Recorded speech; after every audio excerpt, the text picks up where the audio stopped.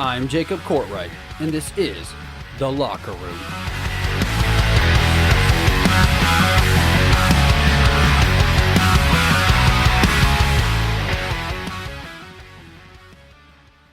Hello, everyone, and good morning on this beautiful Saturday, and welcome to NBA Bubble episode number 2. We will continue to do these NBA Bubble episodes throughout the remainder of the regular season, the playoffs, and of course, the championship. Today we are going to be answering a lot of fan questions that have been written in about the NBA, about certain players, about certain teams, hopes for the championship, and kind of updating on the remainder of the week that we have left of the NBA and what has happened at the beginning of this week. Couple quick things. The studio is almost done. The only thing we're waiting on is the sound foam boards finishing being built, so that way we can get a little bit less of this echo going on. But I feel back to normal. I feel healthy. I feel ready to go today. I'm excited. Before we get started, make sure you follow The Locker Room on Twitter at TLR with Jacob, on Facebook at The Locker Room Host Jacob, and on Instagram, The Locker Room Podcast 615. And here we go.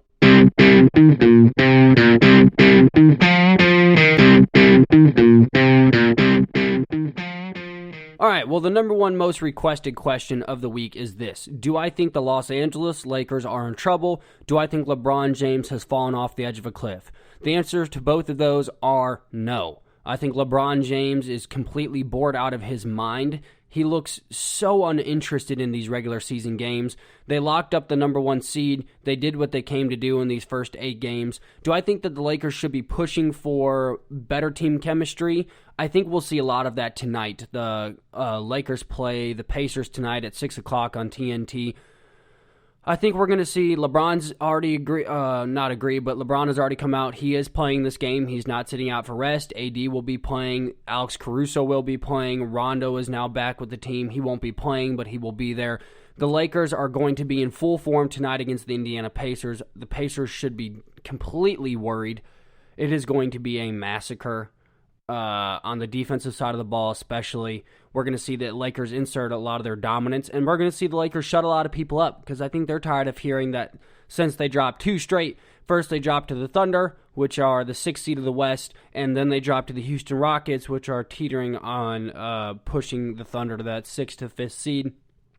The Lakers, I'm not worried. The only thing I'm worried about with the Los Angeles Lakers are a lot of these players missing wide open shots. You can say that the Lakers aren't trying as hard. I agree. You can say that the Lakers don't look dialed in. I 100% agree. They don't look dialed in. They don't look like they're ready to go. They look uninterested. After they really locked up that number 1 seed, they look like they could care less. But this is where shooters need to take this time to really get into a very good rhythm as we go forward. Danny Green has not been shooting the ball well. Latavius Caldwell-Pope is completely useless in the bubble right now when it's a shot that's 15 feet or out. Coming off the bench, Alex Caruso is shooting 13% from 3. You have Dion Waiters, who is shooting 12% from 3. So you have players that are not... They're shooting career lows. This is not going to happen continuing further into the season. So I'm tired of people saying that, hey, they're not shooting well. They're the worst shooting team right now in the bubble. That's okay. It's going to get better from here. No person in the NBA is going to be a career 13% 3 shooter, especially as months go on. I think tonight during the Pacers game, we're really going to see the Lakers in full form. We're going to see them sharp as can be. We're going to see them shooting the ball well. I'm not worried about LeBron James. He looks uninterested. He looks bored. He's ready for the playoffs. Playoff LeBron is just chilling. They've got the 1 seed wrapped up, so what more do they care about? So the answer to question number 1 is no, I'm not worried about the Lakers.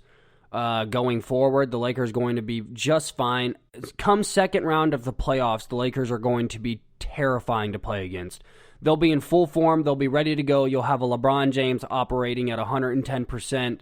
Not worried about the Lakers, and definitely not worried about LeBron. LeBron's just been doing this way too long. He doesn't care about these 8 games. He doesn't need the rhythm.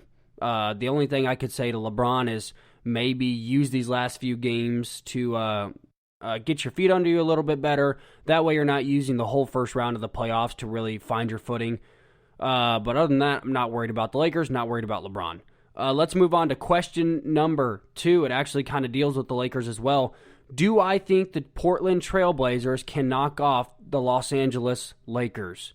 Well, you guys are going to be surprised by this, but the answer is still no. I agree. The Portland Trailblazers are not an ideal matchup for these Los Angeles Lakers. You don't want to go into the playoffs having to play a team that is red hot, having to play a team that shot over 45% from three the other night when Dame hit 11 of them. You don't want to play a team like that, but also the Lakers don't have any reason to really fear losing to the Portland Trailblazers.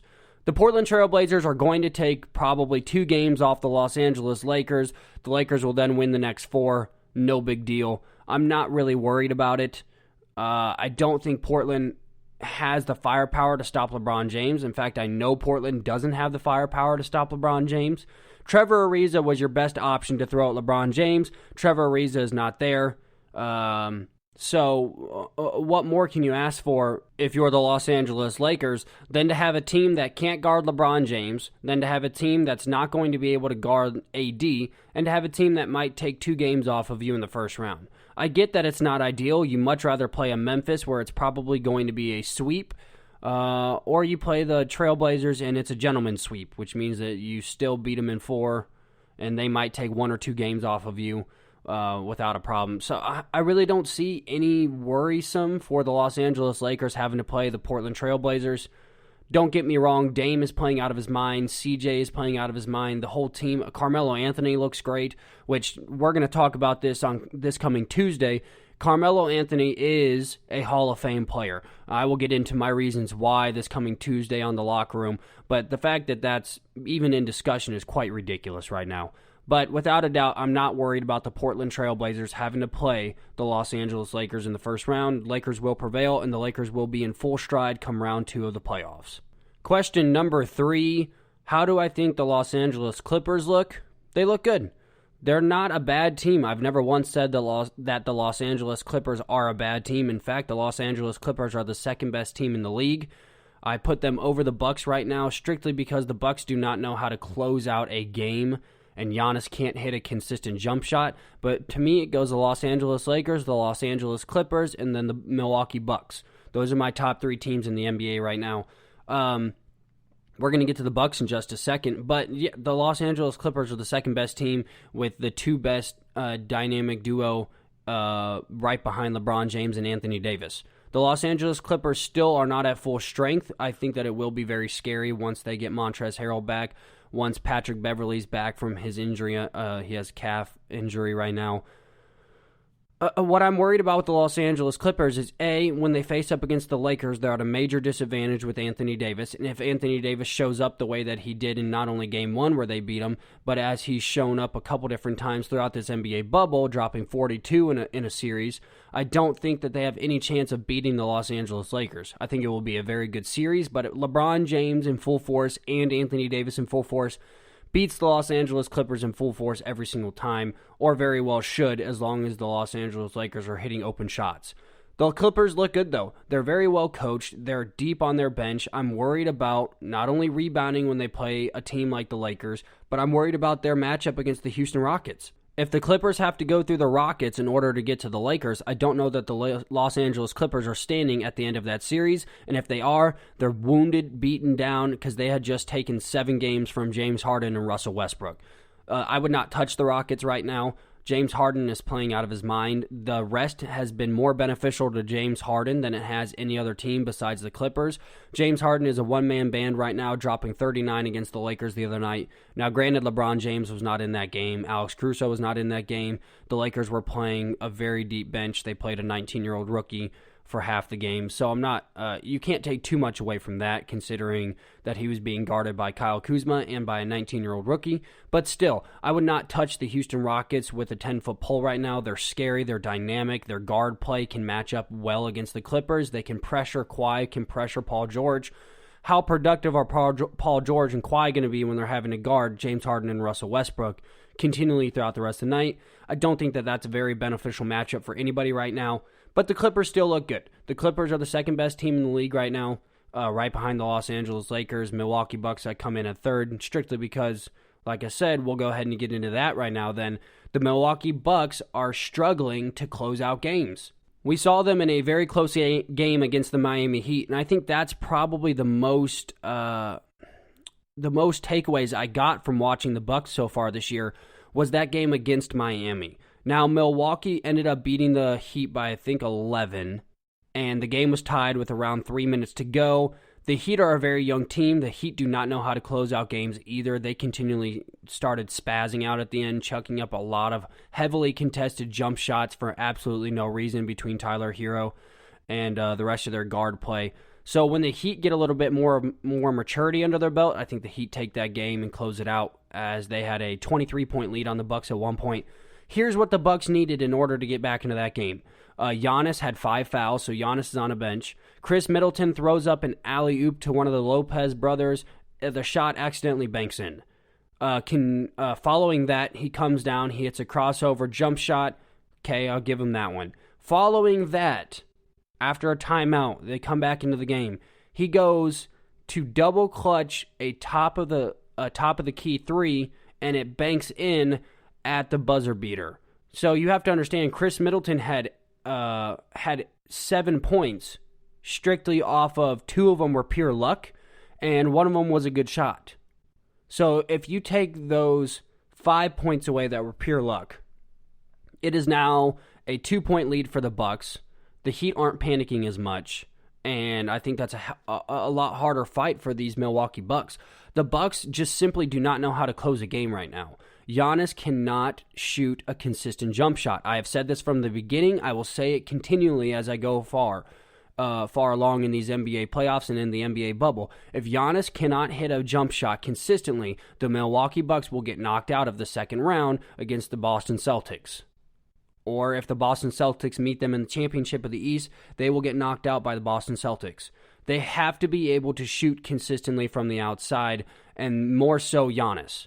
Because what happens is the rest of the team is now being left with the game in their hands, and Giannis isn't taking as many shots as he needs to in the very end. The ball needs to be in Giannis's hand, and he needs to be able to step up and either shoot a 3, shoot a 15-footer, or be able to get to the rack. He needs to be able to have all those tools in his arsenal, and right now he doesn't. Towards the end of the Heat game, when it was still a 3-point game, Giannis pulled up for a 3, it hit the front of the rim and almost airballed. Giannis has got to be consistent. These Bucks are probably going to make the NBA championship simply because these Celtics cannot play consistently right now. Jason Tatum has been on again, off again. Jaylen Brown has been playing out of his mind, but Kemba Walker's in and out of the lineup. You don't know what's really going on with the Boston Celtics. The Bucks are going to probably make that East championship and probably make the finals. But if I'm the Milwaukee Bucks, this offseason, after you lose to either the Clippers or the Lakers in the championship, you need to go to a gym with Giannis and have him shoot 10,000 jump shots a day. Giannis is 25 years old. Giannis could be one of the best players we have ever seen play this game if he could consistently score 15 feet and out. He really could. He's unstoppable 10 feet and in. Unstoppable. 15 feet and out, it's that guy you leave at open gym and you let Jim shoot the shot, the 49-year-old dad, in running shorts and in New Balance shoes. So that's my opinion on the Milwaukee Bucks. That was another question. That was the next question that was up on our board. Now, I do want to take a minute here and say this. I'm not somebody that the sky is falling after every single game of the NBA bubble. I understand that the shooting percentage is not there. I understand teams are going to get streaky. Teams are going to get a lot of turnovers. There's going to be a lot of fouls. These first 8 games are going to be pretty trash, and it's going to be very hard. It's going to be very hard to judge these teams until it's mid-round or the first round of the playoffs, honestly. Because if we want to take it at its face value right now, TJ Warren, I think it is, from the Indiana Pacers, is the next Michael Jordan. The Phoenix Suns are going to win the NBA championship based on their play right now. And LeBron James is the worst basketball player in the bubble. So, I don't have too many finalities when it comes to watching these first 8 games of the bubble. One thing that I hate about sports media today is after one game versus the Houston Rockets, after one game versus this team, after the Suns beat the Clippers, we instantly go to this faction of, are the Clippers in trouble after the Suns beat them on a buzzer beater shot? No, they're not. No, they're not. Are the Los Angeles Lakers the worst team in the bubble? Shooting percentage, it says that. No, they're not. No, they're